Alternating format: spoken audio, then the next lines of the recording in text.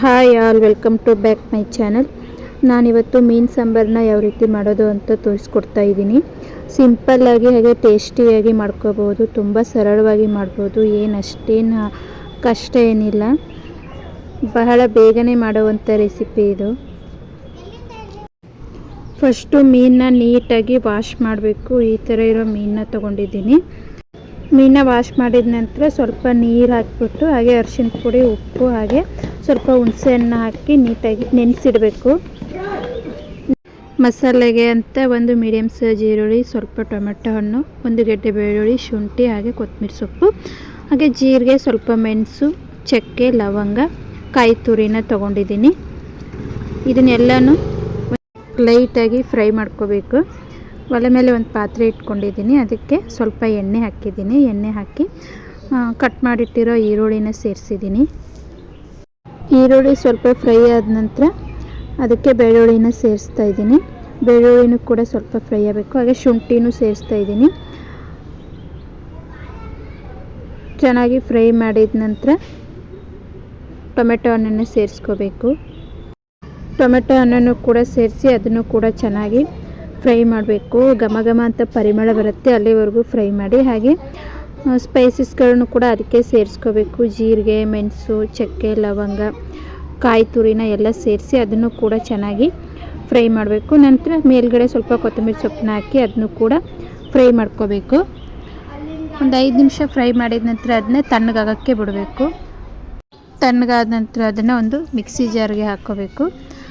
ಎಲ್ಲ ಮಿಕ್ಸಿ ಜಾರಿಗೆ ಹಾಕಿದ ನಂತರ ಸ್ವಲ್ಪ ಹುಣಸೆಹಣ್ಣು ನೆನೆ ಹಾಕಿಟ್ಟಿದ್ದೆ, ಅದನ್ನು ಕೂಡ ರುಬ್ಬಕ್ಕೆ ಹಾಕ್ಕೋಬೇಕು. ಮೇಯ್ನಾಗಿ ಹುಣಸೆಹಣ್ಣು ಹಾಕಲೇಬೇಕು. ಚೆನ್ನಾಗಿ ರುಬ್ಬಿದ ನಂತರ ಈ ರೀತಿ ಕನ್ಸಿಸ್ಟೆನ್ಸಿ ಇದ್ದರೆ ಸಾಕು. ನಂತರ ಒಲೆ ಮೇಲೆ ಒಂದು ಪಾತ್ರೆ ಇಟ್ಕೊಂಡಿದ್ದೀನಿ. ಅದಕ್ಕೆ ಸ್ವಲ್ಪ ಎಣ್ಣೆ ಹಾಕಿ ಎಣ್ಣೆ ಬಿಸಿಯಾದ ನಂತರ ಅದಕ್ಕೆ ಒಂದು ಮೀಡಿಯಮ್ ಸೈಜ್ ಈರುಳ್ಳಿನ ಕಟ್ ಮಾಡಿಟ್ಟಿರೋದು ಹಾಕಿ ಚೆನ್ನಾಗಿ ಫ್ರೈ ಮಾಡಬೇಕು.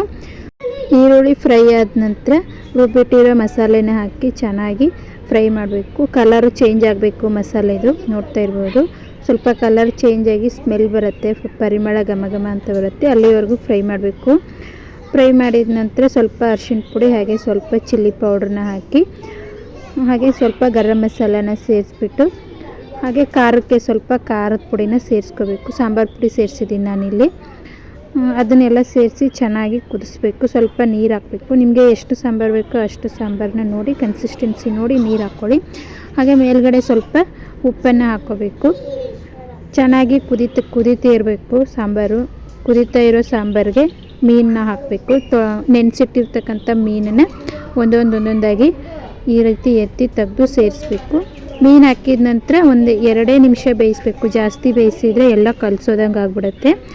ಸಾಂಬಾರೆಲ್ಲ ಚೆನ್ನಾಗಿ ಮಳ್ಳಿದ ನಂತರ ಮೀನನ್ನ ಸೇರಿಸ್ಕೋಬೇಕು. ಮೀನು ಸೇರಿಸಿ ಒಂದು 2 ನಿಮಿಷ ಬೇಯಿಸಿದರೆ ಸಾಕು, ಇಲ್ಲಾಂದರೆ ಬೇಗ ಕಲಸೋಗ್ಬಿಡುತ್ತೆ. ಚೆನ್ನಾಗಿ ಬೆಂದ ನಂತರ ಸಾಂಬಾರಿಗೆ ಮೇಲ್ಗಡೆ ಈ ರೀತಿ ಎಣ್ಣೆ ಬಿಟ್ಕೊಂಡಿದ್ರೆ, ಸೈಡಲ್ಲೆಲ್ಲ ಎಣ್ಣೆ ಬಂದಿದ್ರೆ ಸಾಂಬಾರು ಪರ್ಫೆಕ್ಟಾಗಿ ರೆಡಿಯಾಗಿದೆ ಅಂತ ಅರ್ಥ. ಹಾಗೆ ಮೇಲ್ಗಡೆ ಸ್ವಲ್ಪ ಕೊತ್ತಂಬರಿ ಸೊಪ್ಪನ್ನು ಉದುರಿಸಿದ್ರೆ ಸಾಂಬಾರು ರೆಡಿಯಾಗಿದೆ, ನೋಡ್ತಾ ಇರ್ಬೋದು. ಮೇಲ್ಗಡೆ ಸ್ವಲ್ಪ ಕೊತ್ತಂಬರಿ ಸೊಪ್ಪನ್ನು ಉದುರಿಸಿದ್ರೆ ಸಾಂಬಾರು ರೆಡಿಯಾಗಿರುತ್ತೆ. ಈ ರೆಸಿಪಿ ಇಷ್ಟ ಆಗಿದ್ರೆ ಲೈಕ್ ಮಾಡಿ, ಶೇರ್ ಮಾಡಿ, ಹಾಗೆ ಸಬ್ಸ್ಕ್ರೈಬ್ ಕೂಡ ಮಾಡ್ಕೊಳ್ಳಿ. ಹಾಗೆ ನೋಟಿಫಿಕೇಷನ್ ಬೆಲ್ ಐಕಾನ್ನ ಕ್ಲಿಕ್ ಮಾಡೋದನ್ನು ಮರಿಬೇಡಿ. ಹಾಗೆ ರೆಸಿಪಿ ಹೇಗಾಗಿದೆ ಅಂತ ಕಮೆಂಟ್ ಕೂಡ ಮಾಡಿ.